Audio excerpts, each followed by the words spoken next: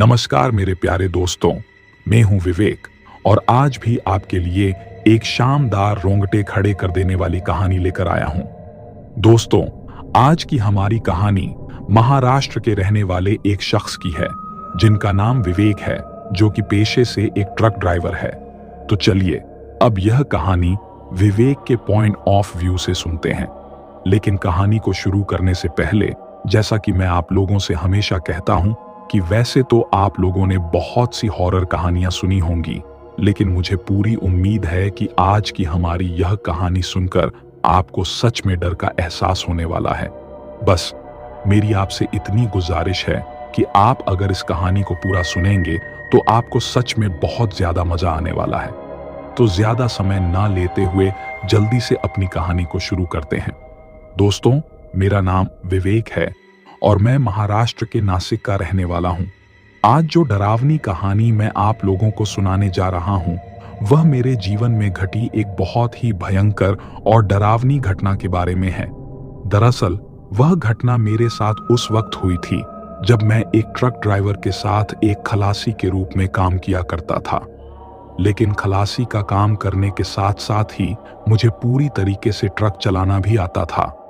इसी वजह से जब कभी भी मैं उस ट्रक ड्राइवर के साथ कहीं पर माल डिलीवर करने के लिए जाता था, तो रास्ते में आधा आधा टाइम तो वह ट्रक चलाता था और आधे टाइम पर मैं ट्रक चलाता था, क्योंकि उस ट्रक ड्राइवर को यह बात अच्छी तरीके से पता थी कि विवेक को पूरी तरीके से ट्रक चलाना आता है। इसलिए जब ट्रक चलाते चलाते वह थक जाता था तो वह मुझको ट्रक दे देता था और खुद पीछे जाकर आराम कर लेता था। लेकिन उस वक्त हम दोनों को ही इस बात का जरा भी अंदाजा नहीं था कि एक दिन इसी तरीके से अलग अलग जगह पर जाकर माल डिलीवर करने के दौरान हम दोनों के साथ एक ऐसी डरावनी घटना होगी कि उस घटना के होने के बाद हम लोगों को एक ऐसी डरावनी चीज का सामना करना पड़ेगा जिसके बारे में हम लोगों ने कभी हमारे सपने में भी नहीं सोचा था। जब वह घटना हमारे साथ हुई थी, उस वक्त जिस हालत में हम लोग थे, उस हालत को जब हम आज भी याद करते हैं तो डर के मारे हमारा रोम रोम खड़ा हो जाता है, क्योंकि वह घटना थी ही इतनी ज्यादा डरावनी। जब वह घटना हमारे साथ हुई थी, उस वक्त हम दोनों एक ऐसी स्थिति में थे कि अपने आप को बचाने के लिए उस टाइम पर हम कुछ कर भी नहीं सकते थे।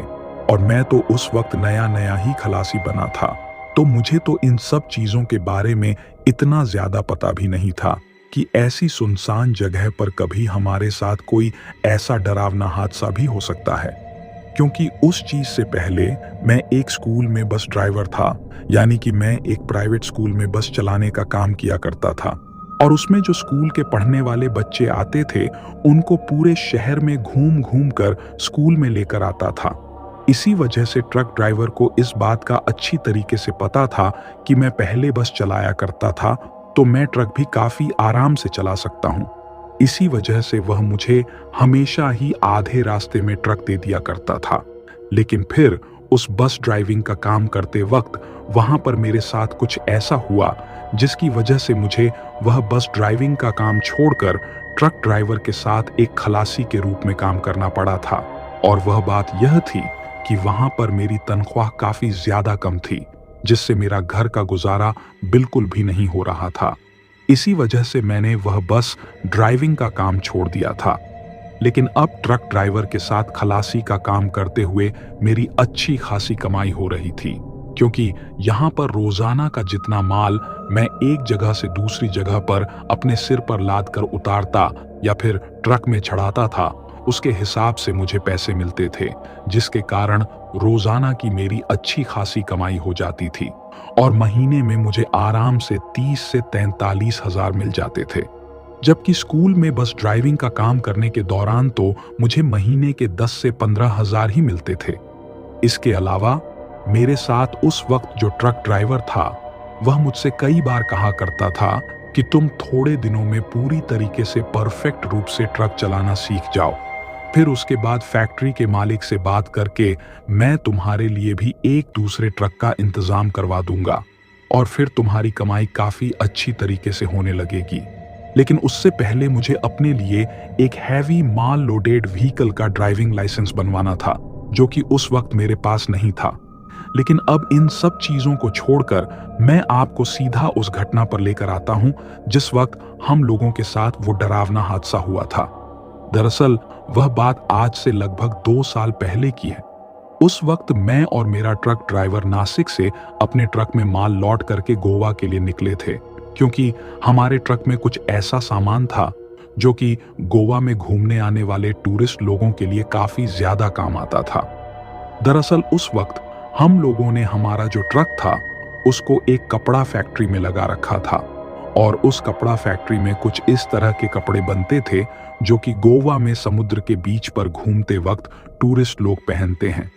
उन कपड़ों की माल की डिलीवरी हम लोगों को महीने में 1 या 2 बार गोवा की बड़ी बड़ी दुकानों पर करनी पड़ती थी, क्योंकि उन दुकानों पर महीने में बहुत ज्यादा टूरिस्ट आते थे और वह लोग वहां से उन कपड़ों को खरीदकर अपने पहनने के लिए लेकर जाते थे, जिसकी वजह से वहां पर हमेशा ही माल की डिमांड रहती थी। अब ऐसा भी नहीं था कि जिस वक्त हमारे साथ वो डरावनी घटना हुई थी उस वक्त हम उस रास्ते पर पहली बार गए थे, बल्कि हम लोग उस रास्ते से पहले भी लगभग 10 से 15 बार गुजर चुके थे। लेकिन हम लोगों ने पहले वह गलती नहीं की थी जो गलती हम लोगों ने इस बार कर दी थी। अब हम लोगों ने आखिर ऐसी क्या गलती की थी जिसकी वजह से आगे चलकर हमारे साथ वह डरावना हादसा हुआ? तो इसके बारे में तो आपको कहानी में आगे चलकर ही पता चलेगा, और उसके लिए आपको पूरी कहानी को सुनना पड़ेगा। लेकिन कहानी को सुनने के साथ साथ मेरी आप लोगों से गुजारिश है कि आप लोग वीडियो को लाइक बिल्कुल भी नहीं करते हो। साथ ही आजकल जो नए लोग चैनल पर कहानी सुनने के लिए आ रहे हैं वह चैनल को सब्सक्राइब भी बिल्कुल नहीं कर रहे हैं। तो इसी वजह से जो भी लोग आज इस स्टोरी को पहली बार सुन रहे हैं और चैनल पर पहली बार आए हैं, उन लोगों से मेरी गुजारिश है कि आप लोग चैनल को जरूर सब्सक्राइब करें, क्योंकि इससे हम लोगों को आपके लिए इसी तरह की नई नई कहानी लेकर आने में एक मोटिवेशन मिलता है। दरअसल उस दिन हम लोग जब गोवा के लिए निकले थे तो उस दौरान मेरा जो ट्रक ड्राइवर था वह पिछली ही रात अपने घर पर जाकर आया था। यानी कि वह महीने में 2 से 4 बार अपने घर पर जाकर आता था, और जब भी वह अपने घर से आता था तो मेरे लिए कुछ ना कुछ खाने के लिए लेकर आता था। साथ ही उसकी जो घर वाली थी वह हमेशा ही हम लोगों के लिए सब्जी बनाकर भेज देती थी। उसके बाद हम लोग जो रोटियां होती थीं वह खुद बना लेते थे या फिर किसी होटल या ढाबे से ले आते थे। लेकिन उस दिन मेरा वह ट्रक ड्राइवर मुझसे कहता है कि आज हम लोग एक छोटी सी पार्टी करेंगे और वह पार्टी हम दोनों की रहेगी। जब उसने मुझसे ऐसा कहा तो मैं उससे पूछता हूं कि आखिर आज आप ऐसा क्या करने वाले हो? तो वह मुझसे कहता है कि आगे चलकर जो मार्केट आएगा उससे तुम हम लोगों के लिए मटन ले आना। आज हम लोग मटन पनीर बनाकर खाएंगे। ये बात सुनकर मैं उससे कहता हूं कि सब्जी तो आपकी घरवाली ने हमारे लिए भेजी ही है, तो क्यों ना हम लोग सिर्फ रोटियां ही ले आए और खाना खा लें। तो वह मुझसे कहता है कि उसने जो सब्जी भेजी है वह थोड़ी कम है, वो हम लोगों के लिए कम पड़ेगी, इसी वजह से आज हम लोग मटन पनीर बनकर ही खाएंगे। उसके ऐसा कहने पर आगे एक शहर के मार्केट से गुजरते वक्त हम लोगों ने मटन और पनीर ले लिया था। अब जैसा कि आप लोगों ने बहुत से ट्रक ड्राइवर लोगों को देखा होगा कि वो लोग सड़क के किनारे ही कहीं पर ट्रक को रोककर अपना खाना बनाने लगते हैं। अब उस दिन हम लोग भी कुछ वैसा ही करने वाले थे। मेरे ट्रक ड्राइवर ने मुझसे कहा था कि आज हम किसी भी ढाबे से रोटी लेकर नहीं आएंगे, बल्कि आज सारा सामान हम खुद ही बनाएंगे, क्योंकि उस वक्त हम लोगों के साथ एक छोटा सा गैस चूल्हा और सारे गर्म मसाले और जो भी सामान खाना बनाने के लिए चाहिए होता है वह सब कुछ हमारे ट्रक में मौजूद था, क्योंकि हम लोग पहले भी कई बार रास्ते में रुककर अपने लिए खाना बनाया करते थे। लेकिन आज हम लोगों को इस बात का जरा भी अंदाजा नहीं था कि रास्ते में रुककर हम लोगों की मटन पनीर बनाने की गलती आगे चलकर हम लोगों को कितनी भारी पड़ने वाली है, क्योंकि शायद अगर हम लोग उस दिन रास्ते में उस तरीके से रुककर वह मटन पनीर ना बनाते तो हम लोगों के साथ वह डरावना हादसा नहीं हुआ होता जो उस दिन हम लोगों के साथ हुआ था।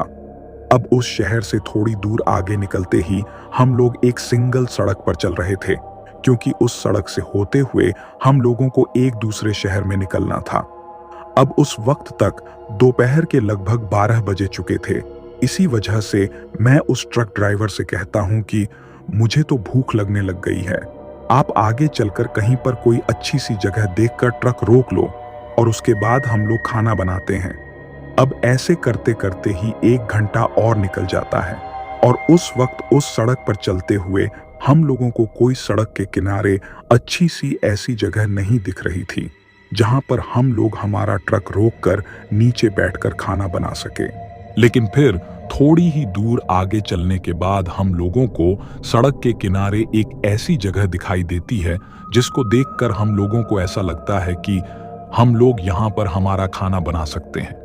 उसके बाद मेरा ट्रक ड्राइवर वहां पर अपना ट्रक रोक देता है और नीचे उतरकर हम लोग साफ जगह पर हमारे ट्रक के अंदर जो एक प्लास्टिक का टिपाल रखा हुआ था उसको हम नीचे उस जगह पर बिछा लेते हैं और मेरा ट्रक ड्राइवर खाना बनाने लगता है। मैं ट्रक के केबिन से उसकी जरूरत का सारा सामान एक एक करके निकाल कर दे रहा था। सबसे पहले हम लोग रोटियां बनाते हैं और उसके बाद मटन पनीर बनाने लगते हैं। लेकिन जब हम लोग वहां पर खाना बना रहे थे तो मैं बार बार अपनी नजरों को इधर उधर घुमा कर देख रहा था, क्योंकि वह जो रास्ता था वह चारों तरफ से घनी झाड़ियों और लंबे लंबे पेड़ों से घिरा हुआ था और ना ही उस वक्त हम लोगों को उस सड़क से कोई भी दूसरी गाड़ी या कोई इंसान गुजरा हुआ दिखाई दे रहा था, यानी कि वह रास्ता पूरी तरीके से सुनसान था। एक पल के लिए तो मैं मेरे ट्रक ड्राइवर से कहता हूं कि आपको नहीं लगता कि हम लोगों ने यहां पर रुककर थोड़ी गलती कर दी है? तो वो ट्रक ड्राइवर मेरे ऊपर गुस्सा करते हुए कहता है कि अभी तो तुम्हें काफी भूख लग रही थी और अब तुम कह रहे हो कि हम लोगों ने यहां पर रुककर गलती कर दी है। इसके साथ ही वह मुझसे कहता है कि मैं अपने ट्रक ड्राइविंग के काम के दौरान ऐसे कई सुनसान रास्तों पर ट्रक रोककर खाना बनाया है। जैसा तुम सोच रहे हो वैसा कुछ भी नहीं है।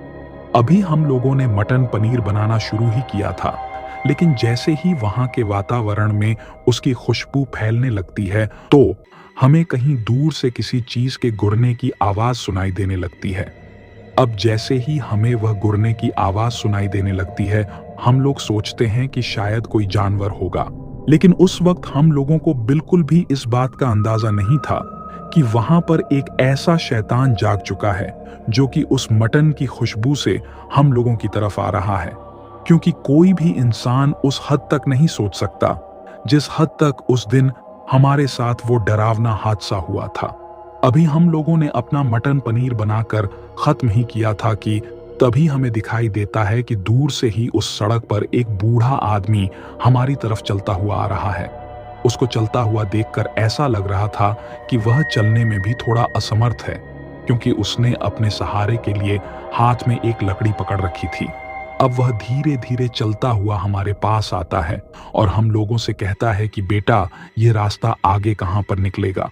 तो हम लोग उसको बता देते हैं कि आप यहां से आगे जाएंगे तो उस शहर में जाकर यह रास्ता निकल जाएगा, लेकिन अभी तो वह शहर यहां से काफी ज्यादा दूर है और वहां तक पहुंचते पहुंचते आपको शाम हो जाएगी। तभी मेरा ट्रक ड्राइवर उस बूढ़े आदमी से कहता है कि आखिर आप पैदल ही इस सुनसान रास्ते पर कैसे निकल आए हो, आपको जाना कहां है? तो वह बूढ़ा आदमी हम लोगों से कहता है कि पीछे की तरफ ही हमारी बस खराब हो गई है और आगे की तरफ जो शहर है उस शहर में अस्पताल में मेरा बेटा बीमार है और मुझे वहां पर उसके पास अस्पताल में जाना है। बस के ड्राइवर ने कहा है कि बस को ठीक होने में लगभग 3 से 4 घंटे का समय लगेगा। इसी वजह से मुझसे रहा नहीं गया और मैं पैदल चलकर ही आ गया। मुझे लगा था कि शहर थोड़ी ही दूर होगा, लेकिन मेरी तो चलते चलते हालत खराब हो गई है और मैं काफी ज्यादा थक गया हूँ, साथ ही मुझे भूख भी लग रही है। अब जैसे ही उस बूढ़े आदमी ने हम लोगों से यह बात कही कि मुझे भूख भी लग रही है तो हम लोगों को उसके ऊपर काफी ज्यादा दया आती है। लेकिन इससे पहले कि मैं कुछ कह पाता उससे पहले ही मेरा ट्रक ड्राइवर उस बूढ़े आदमी से कहता है कि अरे बाबा तुम भी आ जाओ और हमारे साथ बैठकर खाना खा लो। तो वह बूढ़ा आदमी हम लोगों से कहता है कि बेटा अगर तुमको मुझे कुछ खाने के लिए देना ही है तो तुम वैसे ही दे दो, पर मैं तुम्हारे साथ बैठकर खाना नहीं खा सकता क्योंकि मुझे आगे काफी दूर जाना है। इसी वजह से मैं रुक नहीं सकता। तुम मुझे एक रोटी पर थोड़ा सा जो कुछ भी तुमने बनाया है वो डालकर दे दो, मैं रास्ते में चलते चलते ही खा लूंगा। उसके ऐसा कहने पर मेरा जो ट्रक ड्राइवर था वह एक रोटी पर उस बूढ़े आदमी को एक चमचा मटन पनीर का डालक दे देता है। लेकिन जैसे ही वह उस बूढ़े आदमी को पकड़ा लगता है तो हम लोगों को ताज्जुब इस बात का होता है कि वह बूढ़ा आदमी हम लोगों के ऊपर अजीब तरीके से राते हुए हमसे कहता है कि तुम लोगों को बूढ़े आदमी पर दया नहीं आ रही, तुम तो इतना ज्यादा खाओगे और मुझे इतना सा ही दे रहे हो। उसके ऐसा कहने पर मेरा जो ट्रक ड्राइवर था वह भी मेरी तरफ देखता है और मैं भी उसके मुंह की तरफ देखता हूं। फिर मैं उस बूढ़े आदमी की बात का मान रखते हुए उस ट्रक ड्राइवर से कहता हूं कि एक रोटी मैं कम खा लूंगा, आप मेरे हिस्से की एक रोटी इनको दे दीजिए। लेकिन मेरे ऐसा कहते ही वह बूढ़ा आदमी कहता है कि मुझे रोटी नहीं खानी है, मुझे तो तुमने इस रोटी के ऊपर जो डाल रखा है वह खाना है, क्योंकि जब मैं दूर से उधर से चलता हुआ आ रहा था तो दूर से ही मुझे काफी अच्छी सुगंध आ रही थी। अब उस बूढ़े आदमी की यह बात सुनकर हम लोग समझ जाते हैं कि इसको मटन खाना है। इसी वजह से मेरा ट्रक ड्राइवर उसको एक चमचा मटन पनीर और डाल देता है और फिर उसकी तरफ कर देता है। जैसे ही वह अपने हाथ को उसकी तरफ करता है तो बूढ़ा आदमी काफी हड़बड़ाहट में उस रोटी और मटन पनीर को उसके हाथ से ले लेता है और उसके बाद हम लोगों को बिना कुछ बोले ही आगे रास्ते पर निकल जाता है। जैसे ही वह थोड़ी दूर जाता है तो ट्रक ड्राइवर मुझसे कहता है कि अजीब आदमी था, अभी तो कह रहा था कि इसका बेटा अस्पताल में बीमार है और अब इसको मटन खाने की पड़ी है। तभी मैं उस ट्रक ड्राइवर से कहता हूं कि उसकी बात को छोड़ो और खाने पर ध्यान दो। तो वह ट्रक ड्राइवर मुझसे कहता है कि मैं अभी आटे के हाथ धोकर आता हूं, तुम खाना शुरू करो। अभी मैंने एक दो निवाला अपने मुंह में लिया ही था कि तभी मेरा जो ट्रक ड्राइवर था वह हड़बड़ाए हुए मेरे पास आता है और मुझसे कहता है कि अरे विवेक, जरा तुम उठकर मेरे साथ चलो। तो मैं उससे कहता हूं कि क्या हुआ? तो वो मुझसे कहता है कि अभी जो बूढ़ा आदमी हम लोग से मटन पनीर और रोटी लेकर गया था वह तो मुझे इस रास्ते पर कहीं पर भी दिखाई ही नहीं दे रहा है। आखिर वह इतना जल्दी कहां गायब हो गया? दूर दूर तक इस सड़क पर मुझे वह दोनों तरफ ही कहीं पर भी दिखाई नहीं दे रहा है। उस वक्त हम लोग जिस सड़क पर मौजूद थे वो सड़क बिल्कुल सीधी और काफी लंबी थी, यानी कि वहां पर हम लोग लगभग 2 से 3 किलोमीटर तक दोनों तरफ ही काफी अच्छे तरीके से देख सकते थे। लेकिन हम लोगों को इतनी दूरी तक कहीं पर भी वो बूढ़ा आदमी दिखाई नहीं दे रहा था, बल्कि उसको हमारे पास से गए हुए अभी कुछ ही देर हुई थी। अब यह चीज होते ही मेरी तो सारी भूख ही उड़ जाती है, क्योंकि हम लोग इस बात की सोच में पड़ जाते हैं कि आखिर वह कौन था जो हम लोगों से मटन लेकर गया है। क्योंकि जब वह हम लोगों को हमारी तरफ आता हुआ दिखाई दे रहा था तो उसकी चाल को देखकर अब हम लोगों को यह यकीन नहीं हो रहा था कि वह इतनी जल्दी ही यहां से कहां चला गया, और ना ही उस वक्त वहां से कोई भी ऐसी गाड़ी या फिर कोई दूसरा साधन गुजरा था जिसमें वह बैठकर इतनी जल्दी जा सकता था। ये चीज होते ही मेरा ट्रक ड्राइवर मुझसे कहता है कि मुझे तो यहां पर कुछ भी नहीं खाना है, अगर तुम्हें भूख लग रही है तो तुम खा लो और उसके बाद हम लोग निकलते हैं। तो मैं उस ट्रक ड्राइवर से कहता हूं कि भूख तो मेरी भी सारी उड़ गई है, आप ऐसा करो कि सारे सामान को ट्रक के अंदर रखो और हम लोग आगे चलकर कहीं दूसरी जगह पर खा लेंगे। हम लोगों ने जो खाना बनाया है उसको हम लोग अभी के लिए ट्रक के अंदर रख लेते हैं और आगे जाकर किसी ढाबे या होटल पर रुककर ट्रक को पार्किंग में लगाकर वहीं पर जो खाना बनाया है उसको खा लेंगे। तो मेरे ऐसा कहते ही ट्रक ड्राइवर भी मेरी इस बात से सहमत हो जाता है और उसके बाद हम दोनों सारे सामान को ट्रक के अंदर वापस रखकर वहां से निकल जाते हैं। अब दोपहर के लगभग 1 बजे हम लोगों ने खाना बनाना शुरू किया था और जिस वक्त हम लोग यह सारी घटना होने के बाद वहां से रवाना हुए थे तो उस वक्त तक दोपहर के लगभग 3 बज चुके थे, यानी कि हम लोगों को 2 घंटे उन सभी चीजों में लग चुके थे। जिस वक्त हम लोग वहां से रवाना हुए थे उस वक्त हमारे मन में यह था कि शाम होने से पहले पहले ही हम लोग आगे वाले शहर तक पहुंच जाएंगे। लेकिन आज पता नहीं हम लोगों के साथ क्या हो रहा था कि उस सुनसान रास्ते पर लगभग 70 से 80 की स्पीड में चलने के बावजूद भी हम लोग किसी शहर में नहीं पहुंच पा रहे थे।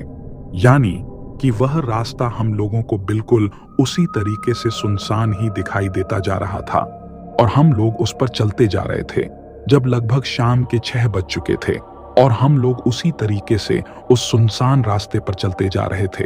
तो ट्रक ड्राइवर मुझसे कहता है कि यार विवेक, अजीब बात है, आज से पहले जब कभी भी हम लोग इस रास्ते से आए थे तो लगभग 3 से 4 घंटे के अंदर ही यह रास्ता कट जाता था, लेकिन आज पता नहीं यह रास्ता निकलने का नाम ही नहीं ले रहा है।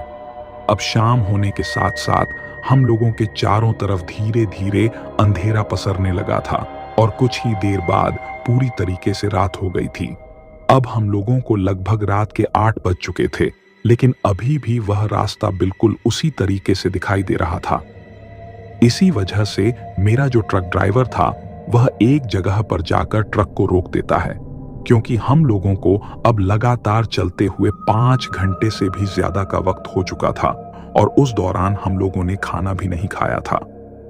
अब हम लोगों को भूख तो लग रही थी, लेकिन उस सुनसान रास्ते पर रुककर खाना खाने की गलती हम लोग फिर से नहीं करना चाहते थे। इसी वजह से हम लोग अपनी भूख को मारकर ही उस रास्ते पर चलते जा रहे थे, लेकिन हमारी हर उम्मीद नाकामयाब होती जा रही थी। यानी कि थोड़ा सा भी घुमाव आते ही हम लोगों को ऐसा लगता था कि शायद आगे चलकर थोड़ी ही दूर हम लोगों को शहर दिखाई देने वाला है, लेकिन ऐसा बिल्कुल भी नहीं होता था। इसी वजह से अंत में परेशान होकर ट्रक ड्राइवर ने ट्रक को सड़क पर रात के वक्त अंधेरे में ही एक जगह पर रोक दिया और ट्रक को रोकने के बाद हम लोग यह बात सोचने लगे कि कहीं हमारे साथ कोई छलावा तो नहीं हो रहा है, क्योंकि कोई भी रास्ता इतनी दूरी तक और इतना लंबा नहीं हो सकता था।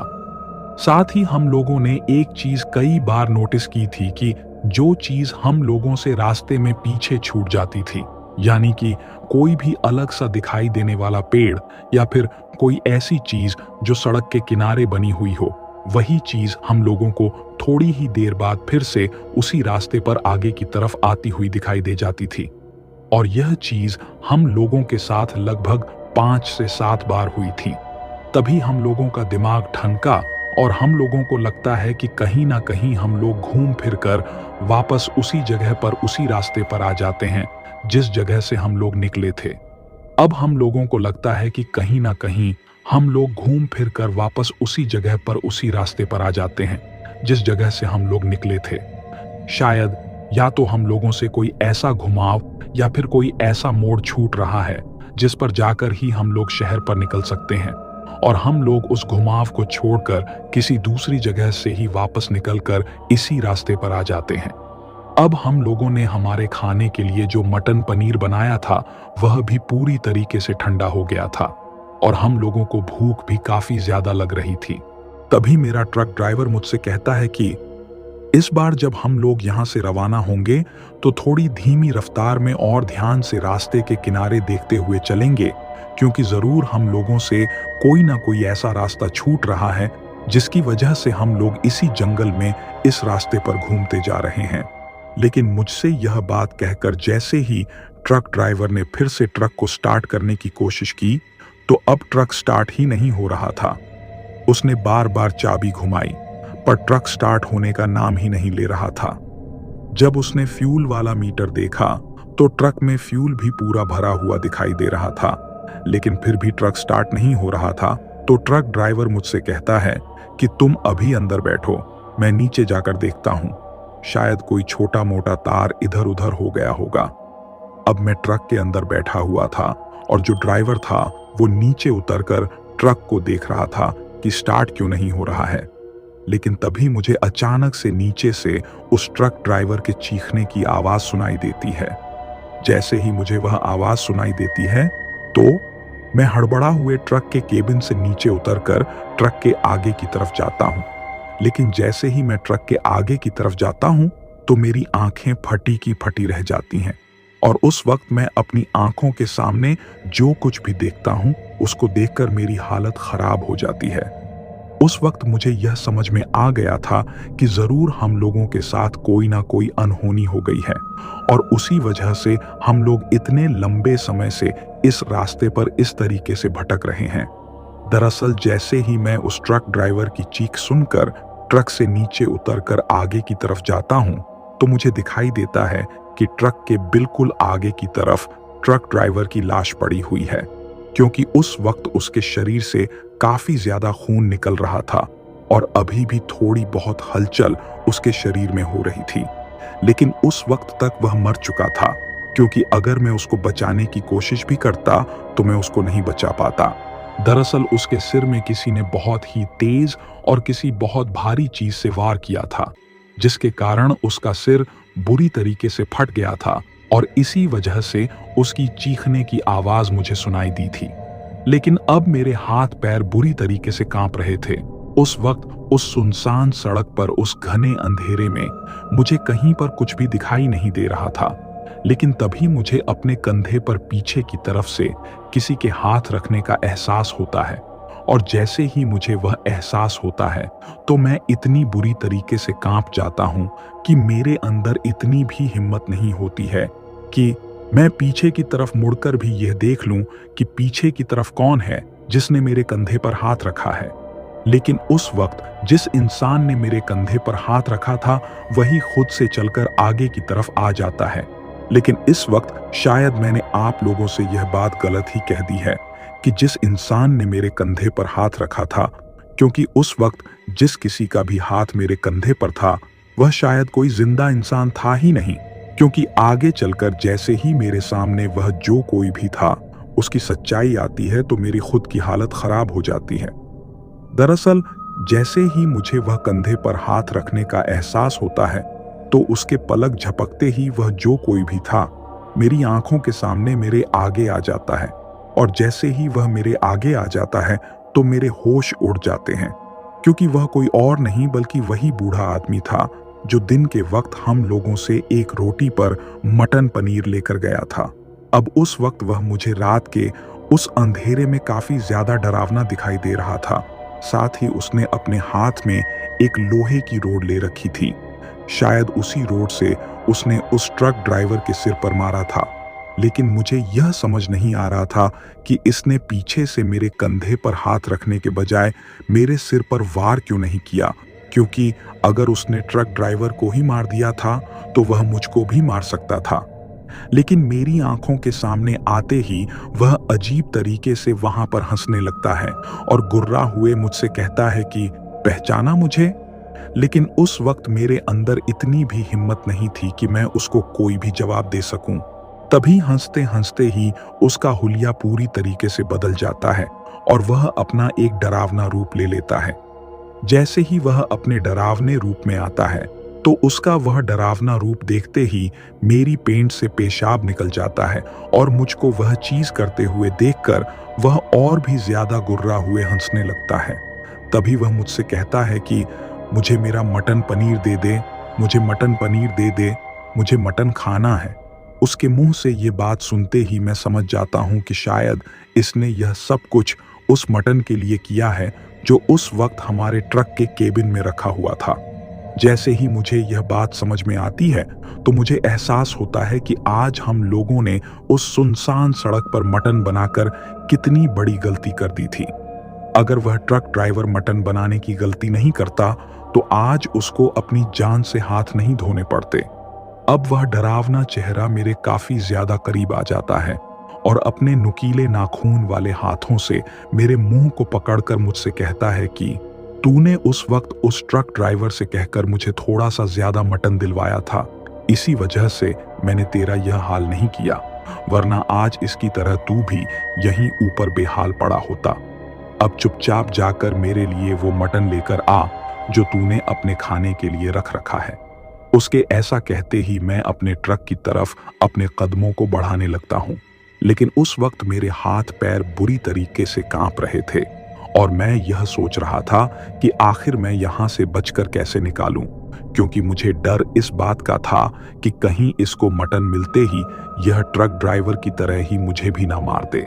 लेकिन फिर मैं किसी तरह से हिम्मत करके ट्रक केबिन में चढ़ता हूं लेकिन उस वक्त मैंने नीचे से ही थोड़ा दिमाग से काम लेना शुरू कर दिया था। इसी वजह से मैं ट्रक के केबिन के दूसरी तरफ से चढ़ने के बजाय ट्रक की जो ड्राइविंग सीट थी उसी तरफ से ट्रक के अंदर चढ़ता हूं और वहीं पर एक छोटी सी कढ़ाई में वह मटन पनीर बनाया हुआ रखा था। तभी मैं ट्रक के अंदर बैठा बैठा ही उस मटन पनीर की कढ़ाई को ही नीचे सड़क पर फेंक देता हूं। अब कढ़ाई को नीचे फेंकते ही पूरी सड़क पर वह जो मटन था वह बुरी तरीके से फैल जाता है, लेकिन जैसे ही सड़क पर वह मटन फैलता है तो वह जो डरावना शैतान था वह अजीब तरीके से सड़क के ऊपर लेटकर अपनी जीभ से चाट चाट कर उस मटन को खाने लगता है। उसके उस डरावने रूप और उसकी उस हरकत को देखकर मेरी इतनी बुरी तरीके से हालत खराब हो गई थी कि उस वक्त मेरे अंदर इतनी भी हिम्मत नहीं थी कि नीचे सड़क पर जो ट्रक ड्राइवर की लाश पड़ी हुई है मैं उसको भी वहां से उठा लूं। लेकिन तभी मैं अपने आप की आंख बंद करके मन में भगवान का नाम लेता हूं और एक बार ट्रक की चाबी घुमाता हूं। लेकिन जैसे ही मैं ट्रक की चाबी को घुमाता हूं तो ट्रक स्टार्ट हो जाता है। पर ट्रक के स्टार्ट होने की आवाज को सुनकर भी वो डरावना शैतान मेरी तरफ बिल्कुल ध्यान नहीं देता है, क्योंकि उसको तो उस वक्त वह मटन खाना था। इसी वजह से उसका पूरा ध्यान मटन में था। जैसे ही ट्रक स्टार्ट होता है तो मैं तुरंत ट्रक को थोड़ा पीछे की तरफ लेकर वहां से पूरी स्पीड में ट्रक को दौड़ा लेता हूं। लेकिन मुझे ताज्जुब इस बात का होता है कि उस जगह से लगभग 3 से 4 किलोमीटर आगे आते ही मुझे दूर से ही शहर दिखाई देने लग जाता है। और जैसे ही मुझे शहर दिखाई देने लग जाता है तो मुझे अपने बचने की एक उम्मीद दिखाई देती है।